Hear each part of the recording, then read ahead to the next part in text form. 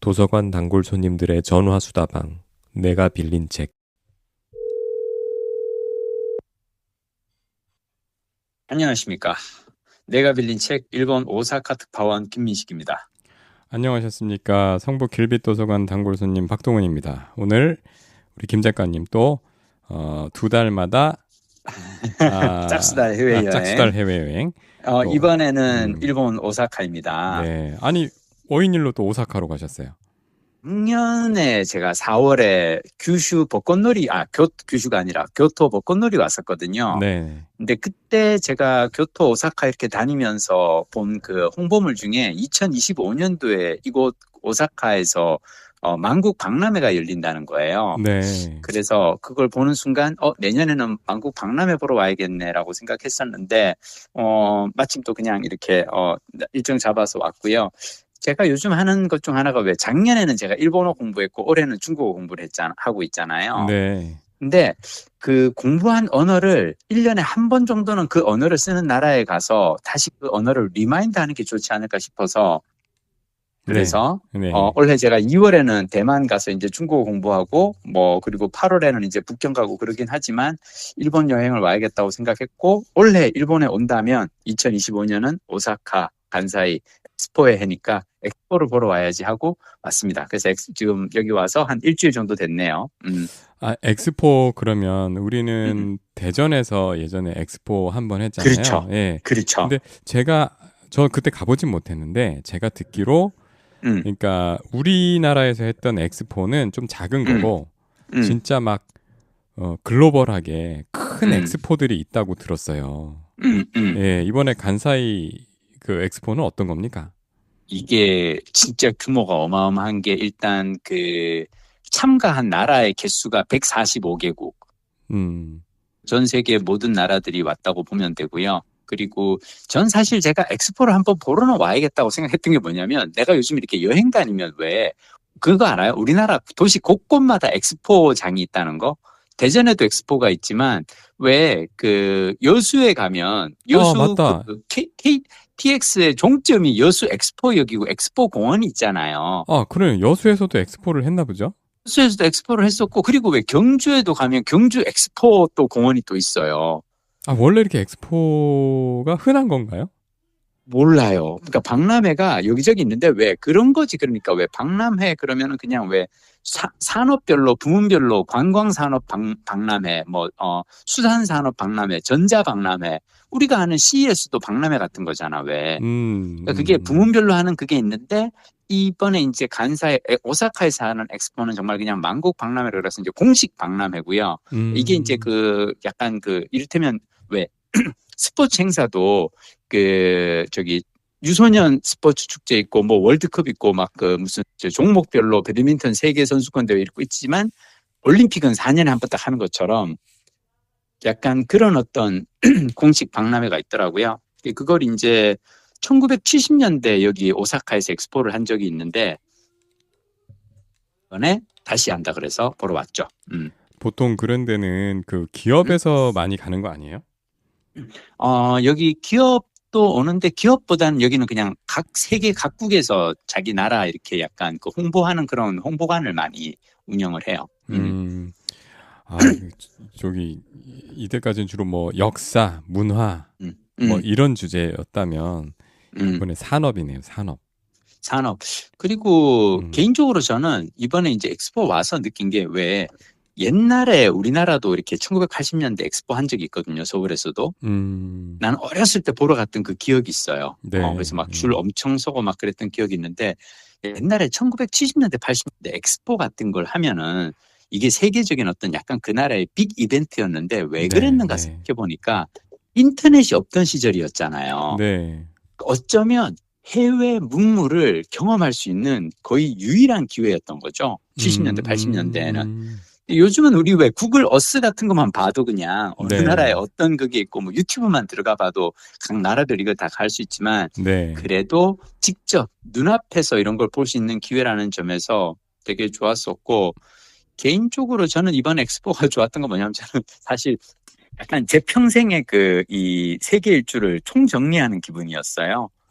여러 나라들이 와 왜냐하면 있어서. 그 나라 홍보관들이 다 있으니까 아, 제가 이번에 했던 것 중 하나가 뭐냐면 여기 가서 내가 방문했던 나라들 홍보관을 다 다니는 거예요. 네. 이를테면 이제 탄자니아 홍보관이 있어서 가보잖아요. 네. 그러면 막 그 탄자니아가 왜 자기네 이를테면 이제 사실 이런 나라에서 홍보관을 세울 때는 그 나라의 가장 자랑스럽게 내세울 만한 또는 이걸 보고 왜 일본인들 관광객들 우리나라에 오세요. 약간 관광객 유치를 위한 목적도 있기 때문에 그런 그걸 이렇게 전시를 하는데 딱 갔더니 그 사진이라든지 막 이런 그게 잔지바르라고 내가 갔던 그 탄자니아의 그 섬이 있어요. 아, 되게 네네. 예쁜 그 프레디 머큐리의 고향 맞아. 태어난 거. 네, 이거 어디서 들었지 했는데. 그래. 잔지바르. 잔지바르. 잔지바르. 그래서 뭐 그런 거 이렇게 있으면은 옛날에 내가 탄자니아 2017년도에 갔던 생각도 나고 그리고 막 그 라오스 뭐 몽골 막 이런 나라들 이렇게 보는 재미도 있고 그리고 한국관도 갔었거든요. 네. 그리고 이렇게 가보면은 그 나라의 위상들이 보여요. 그러니까 가장 줄이 길게 서는 데가 이번 엑스포에서 어느 나라였냐면 미국관. 일본 사람들은 미국 정말 좋아하더라. 진짜 줄을 갖다가 1시간 반을 대기를 해야 한다 그래서 나는 포기하고 그냥 안 갔고. 네. 그리고 사실 제가 이번에 작년에는 벚꽃놀이를 했기 때문에 4월 초에 왔었는데 이번에는 벚꽃놀이를 피하겠다고 4월 말에 왔는데 네. 하필 일본의 골든 위크인 거죠. 아, 그러네요. 5월 초. 일본 골든 위키라고 그래서 막 이분들 막 한 일주일 정도 노니까 막 지금 내가 일본에서 오사카 뭐 오늘도 저기 나라 갔다 왔는데 어디를 가든 사람들이 미어 터져요. 그래가지고 엑스포 갔다가도 하여튼 줄이 많이 길고 그런데 뭐 괜찮았어요. 근데 엑스포에서 제일 인기 있는 나라 중 하나가 한국이에요. 어떤 거 있던가요? 보면서 되게 뿌듯했어. 한국관. 그러니까 한국관은 딱 쉽게 얘기하면은 그냥 대한민국이라는 나라가 외국에서는 이렇게 이제, 그리고 참, 내가 한국관, 저 멀리서 이렇게 그 커다란 건물들 쫙쫙쫙 나라별로 이렇게 전시관들이 다 건물 독채를 지었거든요. 네. 큰 나라들은 그렇고 작은 나라들은 그냥 홀에다가 이렇게 여럿이 같이 이렇게 모여 있는데, 한국관은 저 멀리서 딱 보면 코리아라고 딱 적혀 있는 거예요. 네. 보고 되게 뿌듯했던 게, 옛날에는 내가 해외여행 가면 항상 그 앞에 사우스가 붙어 있었거든. 네. 근데 이제는 그냥 코리아 그러면은 사우스 노스 얘기할 필요가 없어진 거야. 네. 북한과 남한의 격차가 엄청나게 벌어져 버린 거죠. 세계적 뭐 경제적으로도 그렇지만 위상으로도. 그러니까 이제는 그냥 코리아야. 사우스 코리아가 아니고. 근데 가서 봤는데 약간 그 첨단 기술을 활용해 가지고 전시관을 만들었고요. 그래서 안에서 보면 약간 이제 그 레이저 쇼 같은 것도 하고 막 그리고 바깥에 외벽에 막 그 대형 그 건물 벽 전체가 초대형 디스플레이야. 파사드, 미디어 파사드. 그렇지. 미디어 파사드. 미디어 그렇지. 파사드. 그러니까 약간 왜 니들 알잖아. 우리나라에서 이런 거 다 만들어. 니들 쓰는 스마트폰 디스플레이 뭐 이런 거 다 우리나라에서 만드는 거야. 약간 이런 느낌이고.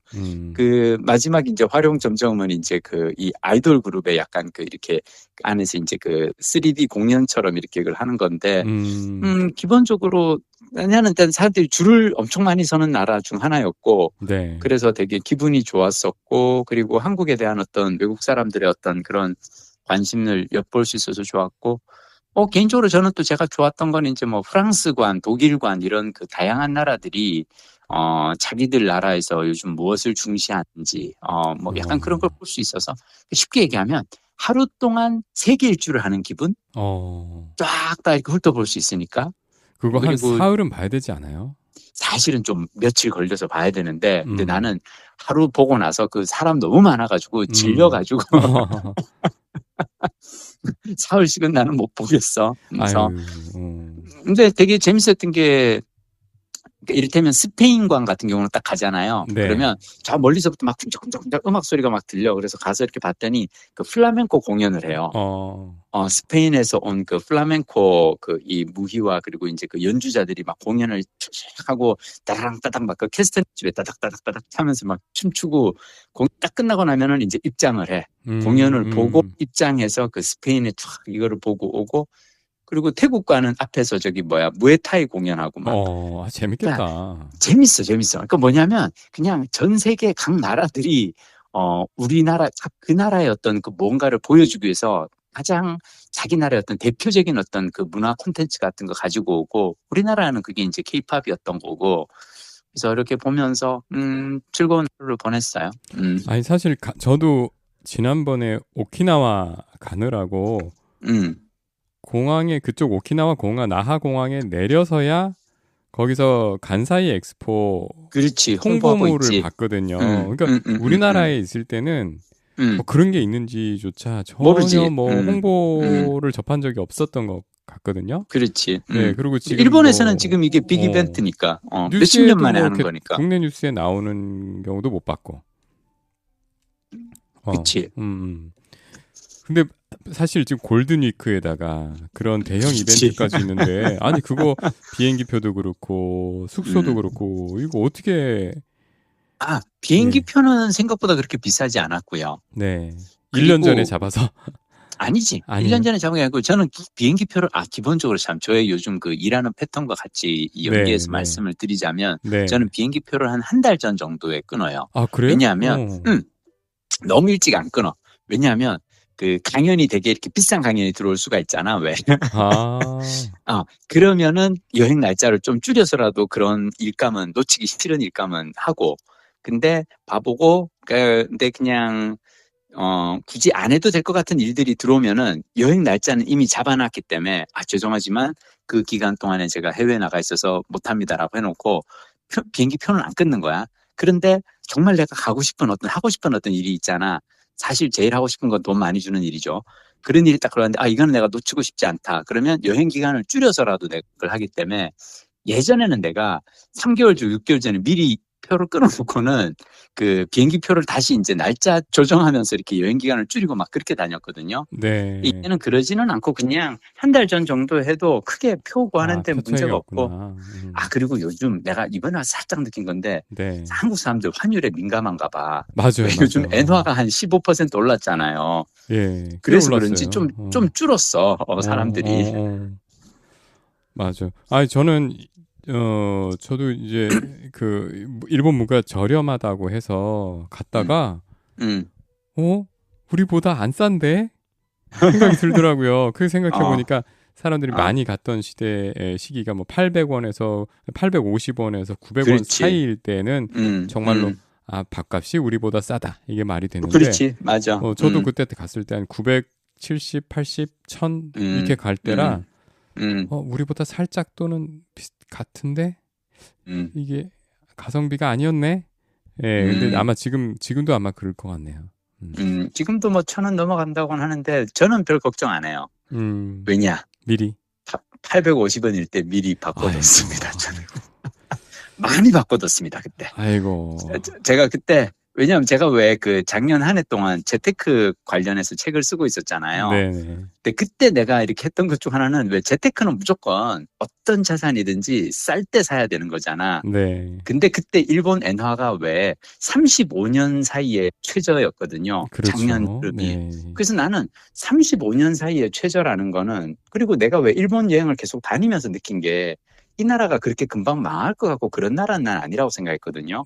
시스템은 그래도 튼튼하고 그러면 35년 새 최저라면 이게 오르면 오르지 여기서 더 내려가지는 않겠다고 생각했고 그리고 어차피 나는 계속 일본 여행을 다닐 텐데 그럴 거면 쌀 때 좀 사놔야지 하고 나를 좀 사놨는데 그래서 제가 이번에 이제 여행 오기 전에 이제 그 환전지갑에서 이제 엔화를 찾으려고 은행에 갔더니 은행 직원이 진짜 쌀 때 사셨네요. 그러면서 그래서 저는 이번에 와서는 되게 마음 편하게 여행 다니고 있어요.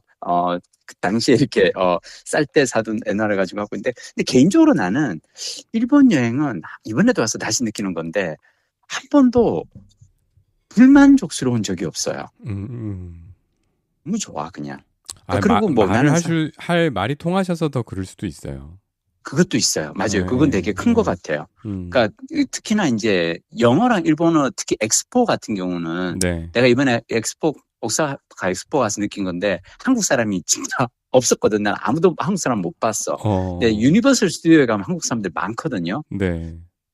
유니버설 스튜디오 재팬에 가면 한국 사람 많은데 오사카 엑스포에는 없더라고요. 왜 그럴까 생각해봤더니 엑스포는 기본적으로 2개 언어로 공식 언어이기 때문에 네. 영어 아니면 일본어를 해야 되는데 사실 그냥 문화를 설명을 해주니까 각 나라에 언어가 된다는 거는 여행을 즐기는 데 있으면 되게 큰 거구나 싶었고 개인적으로 저는 이번에 이제 엑스포 가서 이렇게 하면서 옛날 생각이 났어요. 네.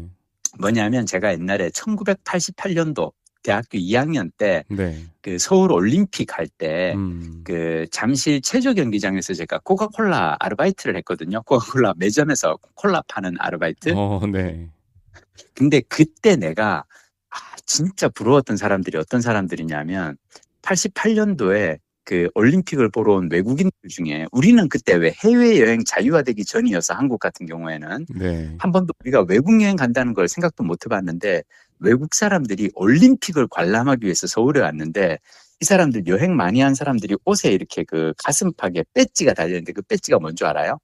내가 다녀본 올림픽 곳? 기념 배지. 아. 올림픽 왜 그 올림픽 기념 배지가 있거든. 네. 근데 그게 이를테면 70 몇 년도 무슨 뮌헨 올림픽 무슨 뭐 80년도 뭐 무슨 올림픽 84년도 무슨 올림픽 각 나라별로 그 배지를 갖다가 가슴에 쫙 달고 이렇게 다니는 거야. 네. 그러니까 물론 이제 미국이나 아마 유럽에서 온 그냥 이런 사람들인데 나이 60, 70 정도 된 이제 은퇴한 분들인데 네. 딱 보니까 이분들은 그냥 스포츠를 너무너무 좋아해서 올림픽이 열리는 4년마다 올림픽이 열리는 나라에 가서 관람도 하고 여행도 하고 그러는 사람들이었던 거지. 그런 분들이 계셨군요. 나는 88년도에 그런 분들을 보면서 야, 저런 사람이 다 있구나. 너무너무 그냥 그 별나라에서 온 사람들처럼 약간 부러웠거든. 네. 근데 내가 이번에 깨달은 게 뭐냐면 나는 왜 솔직히 나는 그 스포츠 관람을 별로 안 좋아해요. 네. 그래서 나는 올림픽을 뭐 보러 간다거나 월드컵을 직관하고 싶은 그런 욕망은 전혀 없는데 엑스포는 기회가 된다면 다음 엑스포가 여기 이제 보니까 크로아시아에서 하더라고요. 네. 엑스포는 한 번씩 이렇게 보러 다녀도 괜찮겠다. 왜냐하면 나는 스포츠보다는 문화를 좋아하고 여행을 좋아하는 사람이니까. 네. 이번에 하여튼 그런 생각이 들었고 좋았어요. 저기 오사카 그 엑스포 외에도 그래도 일정이 있으시죠? 저야 뭐 와서 그리고 이번에 와서 또 네. 좋았던 거는 그 프리워킹 투어라 그래서 왜 제가 그 유럽에서 했던 거 기억나요? 네. 영어로 진행하는 프리워킹 투어를 미리 이제 인터넷에다가 신청하고 프리라고는 하지만 사실은 이제 한 2시간 반 동안 걸어 다니면서 시내 관광하고 현지 가이드한테서 설명을 듣고 난 다음에 마지막에 이제 왜 팁으로 이렇게 한 10,000원 정도 이렇게 주고 이렇게 나오는 그런 여행 상품이 있는데 이번에 여기 오사카에서 이제 영어로 진행하는 프리워킹 투어가 있는 거예요. 네. 그러니까 나는 이런 프리워킹 투어를 신청하는 이유는 딱 하나예요. 뭐냐면 현지인이 들려주는 이야기 있거든. 그 현지의 역사라든지 또 그래서 그거를 신청했는데 너무 재밌는 게 아르헨티나 사람이 나온 거예요. 현지인이 아니라 아르헨티나 친구가 가이드인 거야. 근데 나도 사실 약간 궁금하긴 했었거든. 네. 일본 사람들은 영어를 잘 못한단 말이야. 네. 그래서 이 사람이 어떻게 그걸 하려나 하죠. 그런데 아르헨티나 친구인데 난 이 친구도 되게 왜 여행 가서 그 구경하는 재미도 있지만 사람 만나는 재미도 있잖아요. 네. 이 친구 사연도 되게 재미있어. 원래 도쿄 올림픽 준비위원회 뭐 그쪽 그 일 때문에 일본에 처음에 왔대요. 그러니까 왜 그게 이제 2020년 도쿄 올림픽이니까 사실은 왜 올림픽 하게 그래도 한 1년 전부터 미리 와서 이제 막 그 각 나라별로 막 준비하는 그 준비위원회가 꾸려졌을 거 아니에요. 네. 그래서 그 일을 하기 위해서 아르헨티나에서 왔는데 코로나가 터진 거지. 그리고 올림픽이 막 밀려졌잖아. 맞다. 2021년으로 밀려졌잖아. 왜? 맞다. 원래는 2020년인데 2020년 코로나 때문에 하도 난리가 나니까. 그래가지고 그냥 뭐 어떻게 그냥 온 김에 계속 일은 해야 되니까 2021년 도쿄 올림픽 까지 다 하고 끝났는데 이 친구는 아르헨티나로 돌아가지 않고 그냥 남아서 어차피 이제 이 퍼밋을 받아서 비자를 받아서 온 거니까 그 비자가 다 만료될 때까지는 여기서 그냥 버틴 거예요. 일본에 이렇게 살면서 하다가 비자가 이제 만료돼서 요즘은 이 친구가 뭘 하냐면은 그거를 이제 그 어학 연수 비자로 바꿨대요. 그래서 그렇죠. 아침에는 가이드 일을 하는 거야. 이게 뭐냐면 프리워킹 투어가 이제 오전에 이제 10시에 만나서 12시 반까지 2시간 반 동안 이렇게 걸어 다니는 거거든요. 근데 나는 이거 되게 괜찮은 일이라고 생각하는 게 프리워킹 투어는 솔직히 아무런 자본이 필요하지가 않아요. 네. 그냥 2시간 동안 자기가 그 시내 걸어 다니면서 무슨 버스가 필요한 것도 아니고 차가 필요한 것도 아니고 같이 걸어 다니면서 설명을 해준단 말이야. 그래가지고 하는데 이 친구가 나는 이 친구가 왜 아르헨티나를 안 돌아가고 이렇게 남아서 생활할까. 근데 얘기하다가 내가 이제 얘기를 했죠. 나 2015년도에 아르헨티나 갔던 적 있다. 그랬더니 얘가 나를 보더니 너 그때 페소가 뭐 얼마였는지 달러당 페소가 얼마였는지 기억나고 내가 글쎄 모르더니 그때 비해서 지금하고 완전히 이제 아르헨티나 페소가 망했다는 거예요. 왜 아르헨티나 그 경제 위기 얘기하면서 페소의 이 가치 하락 얘기를 많이 하잖아요. 네네. 그래서 내가 나중에 숙소에 돌아와서 검색을 해봤다. 아르헨티나 페소가 2007년 이후에 몇 퍼센트가 빠진지 알아요? 맞춰봐요. 95%? 우와! 어떻게 알아? 때려 맞췄어요, 그냥. 그 정도 될 것 같은데? 99.38%. 아. 근데 이게 말이 안 되는 게 네. 화폐 가치가 99%가 마이너스가 났다는 건 그냥 진짜로 종이가 됐다는 거잖아. 네. 돈이. 와, 그러니까 이게 너무 심각한 거지. 그래서 나는 혹시나 해서 원화 가치, 그러니까 이게 이제 페소와 엔화의 비교가 그렇게 되는 거예요. 그래서 원화랑 엔화랑 비교해봤거든. 원화는 어떻게 되는 줄 알아요? 원화는 큰 차이가 없을 것 같은데요. 그때나 역시, 진짜 잘. 예. 플러스 11%. 우리가 올랐죠. 올라갔지. 왜냐하면 왜 엔화가 사실은 계속 엔화는 가치를 얘들이 스스로 하락시켜 왔잖아요. 네. 계속 이제 저걸 하기 위해서. 그러니까 네. 물론 지금 조금 올랐다고 하지만 계속 낮았던 거지 이게. 네네. 그래서 나는 이게 되게 재밌다 생각하는 게 아르헨티나는 마이너스 99%일 때 한국은 플러스 11%를 한 거야. 그러니까 나라도 아르헨티나 안 돌아갈 것 같아. 그렇잖아요. 그 나라에 무슨 희망이 있어. 아니 근데 이 친구가 그러니까 영어로 프리워킹 투어를 이제 가이드를 한다. 그거죠? 그러니까 예, 말씀해 주세요. 예. 이게 재밌는 게 얘 모국어는 스페인어란 말이죠. 네, 아르헨티나 친구니까. 네. 스페인어를 모국어로 하는 친구가 영어로 가이드를 하고 있는 거야. 근데 제가 가끔씩 사람들한테 이제 유럽 가면은 영어 가이드 투어, 프리워킹 투어 한번 신청해 보라고 배낭여행 가서 그럼 사람들이 영어 못 알아듣는다고 그러는데 내가 항상 하는 얘기가 뭐냐면 유럽 사람이 됐건 스페인 사람이 됐건 프랑스 사람이 됐건 그 현지인도 영어가 제2외국어이기 때문에 아주 유창하지 않아요. 오히려 그런 게 알아듣기도 편하고 서로 알아듣기 없어요. 편하고 네. 그리고 거기에 온 사람들이 다 누구야? 미국 사람들이 아니라 다 그냥 홍콩에서 왔거나 싱가포르에서 왔거나 뭐 다른 아니면 북유럽, 뭐 폴란드, 헝가리 이런 데서 왔기 때문에 다들 영어가 그닥 그렇게 뛰어나지가 않거든. 네. 그러니까 요즘 하는 생각은 뭐냐면 세계 공용어, 특히 이렇게 여행 산업에서 쓰이는 영어 정도는요. 난이도가 결코 어렵지 않아. 쓰는 사람도 듣는 사람도 하는 사람도 듣는 사람도. 그래서 보면서 이제 영어가 좀 되면은 아르헨티나 친구도 일본에서 영어로 저렇게 먹고 살 수가 있구나. 내가 물어봤지. 이 친구하고 또 나는 이제 또 일본어로 또 얘기 나누는 재미가 있어. 왜냐면 난 얘가 일본어를 얼마나 잘하는지 궁금하단 말이야. 잘하던가요? 그러니까 잘하죠. 5년 됐으니까. 근데 얘가 애먹는 게 있어요. 한자? 맞아. 한자. 얘가 그러는 거야. 자기는 말하고 듣는 건 알겠는데 간판에 그 한자는 암호라는 거예요. 자기한테는. 그치. 그 외국인한테는 이게 왜 한자는 한글처럼 이렇게 한글이나 히라가나처럼 이 발음, 모음, 자음 조합해서 나오는 게 아니잖아요. 네. 한 글자가 다 뜻이 다른데 이거를 어떻게 다 배워. 그러니까 진짜 유럽 친구들이나 외국인들이 보기에는 그러니까 일본인들은 나는 일본어는 사실은 한자의 그냥 아류야. 그러니까 한자가 없이는 뜻이 안 통해요. 그래서 왜 일본 책을 보면 알 수가 있잖아요. 우리가 왜 다 한자가 다 들어가 있잖아요. 책을 본 적이 없어서. 일본 만화 같은 거 봐도 그렇고 네. 한자가 절반이거든. 네. 근데 그리고 그게 왜 그러냐면, 히라가나로 표현을 하려고 보면은, 차지하는 스페이스, 공간이 너무 많은 거예요. 아, 간판에다가는 글자 한 글자 두 글자 딱 새겨 놓으면은 은행 이러면 되는데 이제 이거를 이제 히라가나나 가타카나로 표현하려고 하면 길어지거든. 근데 어, 한글은 이게 공간을 덜 차지해. 왜냐? 한 글자 안에 모음 자음이 같이 들어가 버리잖아요. 네. 난 그래서 아무리 봐도 와, 정말 세종대왕은 너무너무 훌륭하신 분이야.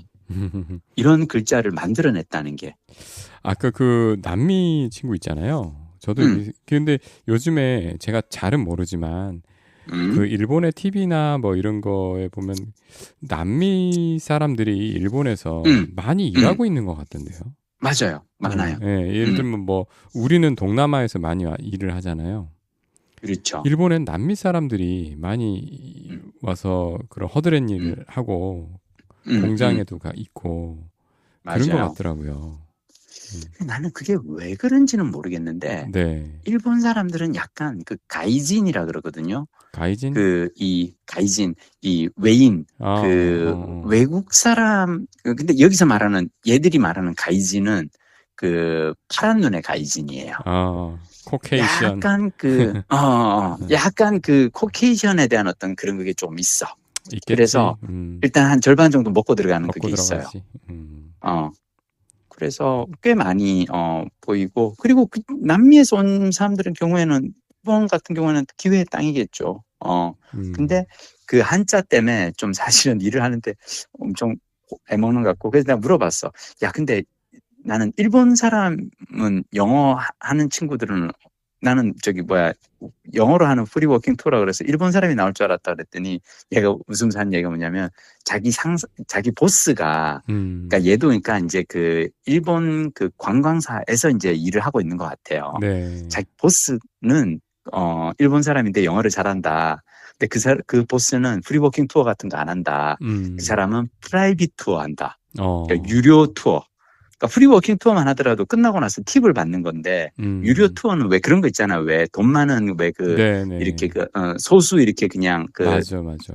봉고 같은 거 하고 다니는 그런데 돈 많이 받고 하는 투어는 일본 사람들이 하고 이런 쌍변은 이제 외국인들이 하고 하여튼 재밌었어. 그러니까 그건 어느 여행지를 가든지 프리 워킹 투어 이렇게 구글에서 검색을 하면 영어로 검색하시면 돼요. 영어로 그 동네 나오는구나. 프리워킹 투어 음, 오사카 이렇게 딱 검색하면은 오사카도 바로 떠요. 아, 나는 이거를 세계 어느 나라든 가든지 한번 검색을 해보고 그 도시에 있으면은 해 네. 들어보는데 재밌어요.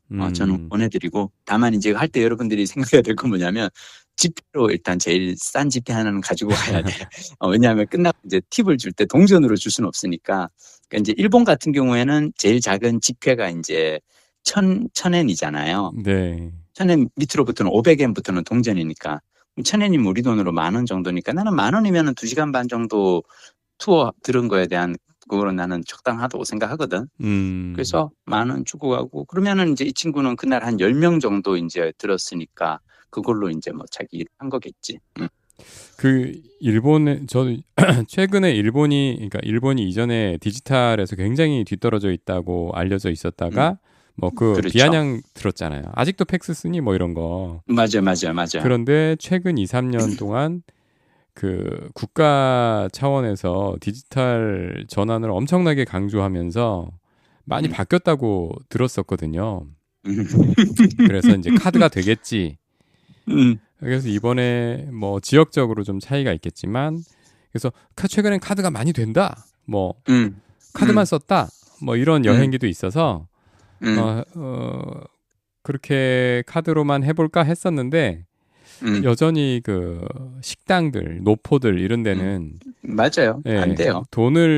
현금을 요구를 하는데 근데 그게 음, 참 이해는 안 간 게 일본 사람들 음, 그렇게 뭐 세금 탈세 할 그런 성향들은 아닐 것 같은데 왜 저렇게 음. 현금으로만 받으려고 할까라는 생각이 좀 아직 들더라고요. 이번에 이제 지금 네, 박 부장님 말씀하시니까 박 부장님도 이제 오키나와 여행 갔다 오니까 이제 약간 그런 걸 또 느낀 거잖아요. 그죠? 네네, 근데 나는 이번에 또 재밌다 생각한 게 엑스포에 갔더니 엑스포는 아예 대놓고 얘들이 시리스 엑스포를 하겠다라고 해서 이제 진짜로 엑스포 안에서는 모든 걸 다 이제 하겠다 해서 나는 오케이 뭐 니들 좋은 시도구나 갔더니 자판기가 있어.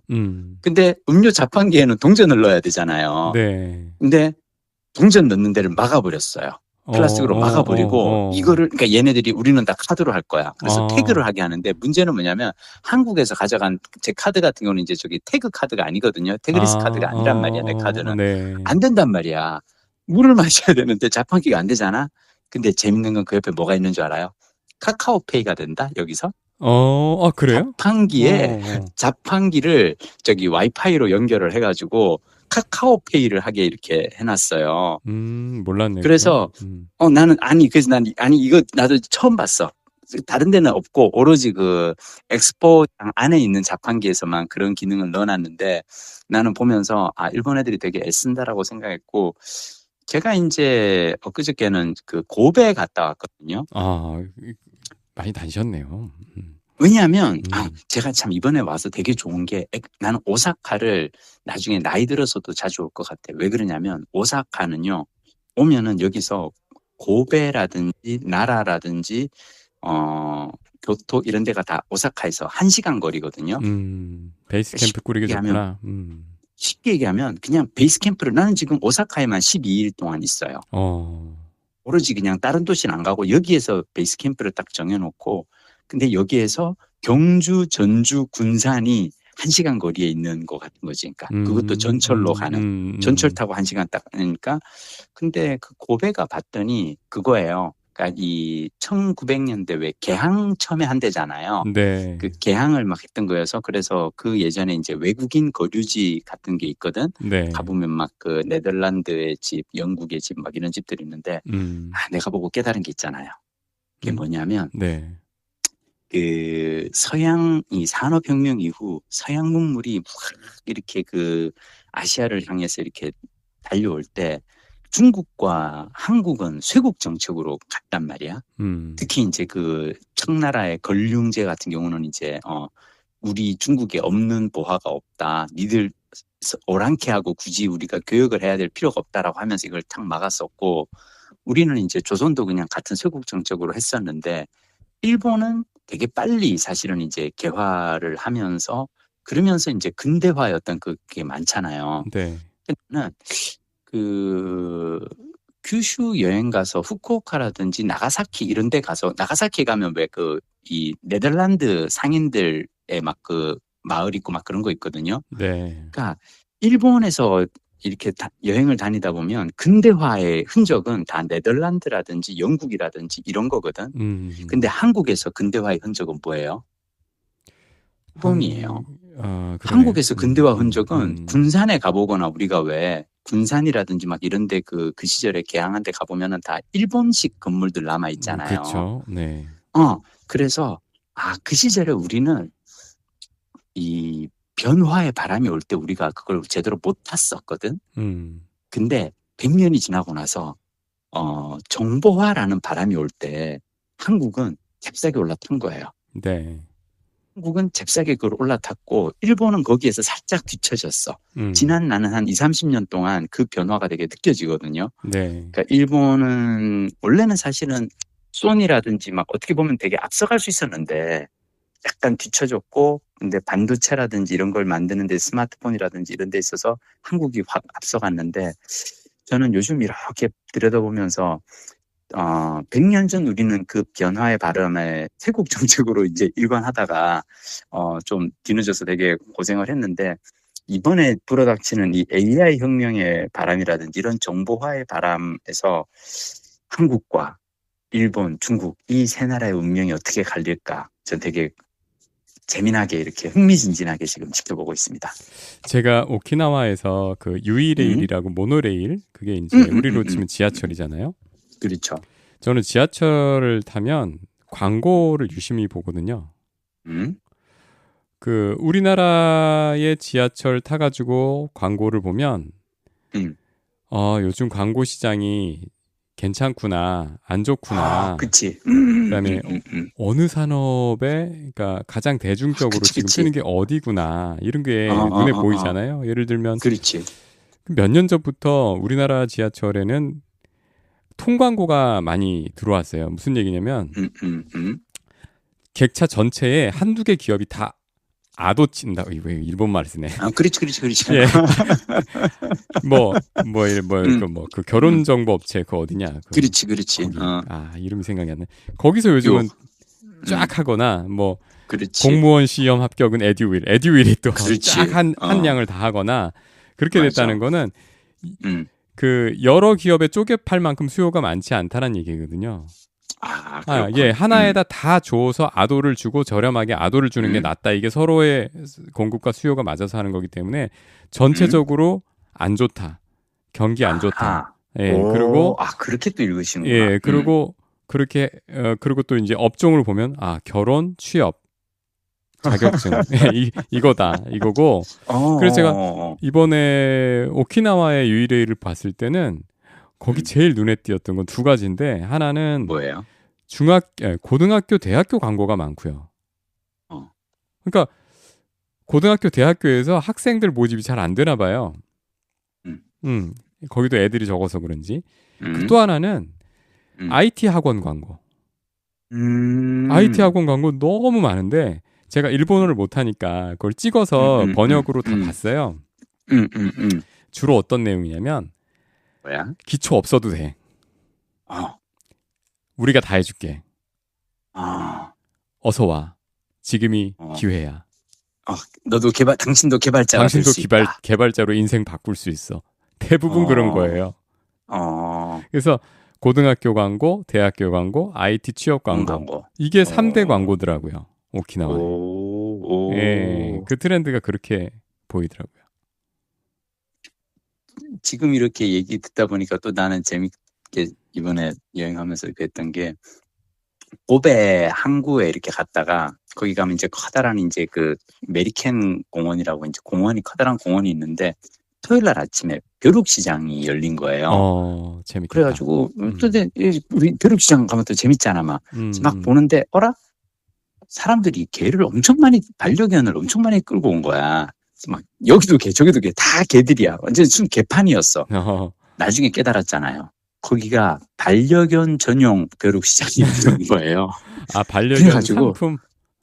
나는 진짜 처음 알았어. 반려견 관련 시장이 그렇게 큰지 몰랐어. 그러니까 온갖 그 옷들이 너무 작지 않나 이렇게 봤더니 반려견들 위한 옷이고 그리고 그 온갖 그 음식도 있잖아요. 네. 다양한 반려견들 위한 음식도 엄청나게 다양하더라고요.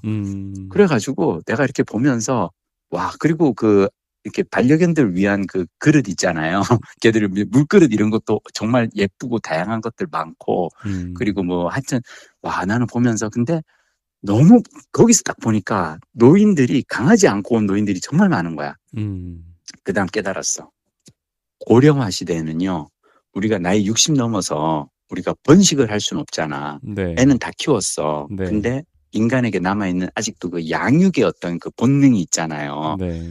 어떤 살아있는 무언가를 이렇게 돌보고 그 무언가를 돌보면서 이렇게 서로 정을 나누고 앞으로 고령화 시대에는 반려동물과 관련된 산업이 커질 수밖에 없구나. 그리고 왜 그게 이제 그렇게 그 사람들 같은 경우는 그런 벼룩시장에 한번 오는 것만으로도 그 사람들은 왜 와서 이제 막 개들도 가고 서로 또 이제 하니까 반려동물 전용 벼룩시장을 보고 너무 재밌었어. 자, 우리 김 작가님 그러면 언제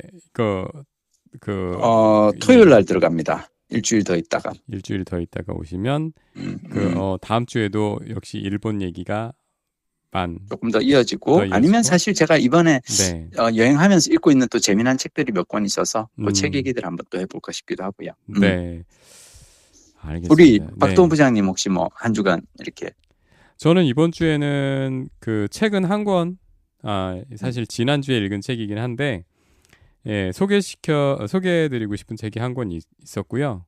근데 오늘 시간이 좀 안 될 것 같아서 이건 다음 기회로 미루고. 오케이, 알겠습니다. 그 다음에 근데 여행 얘기도 저도 잠깐 한번 더 해드리죠.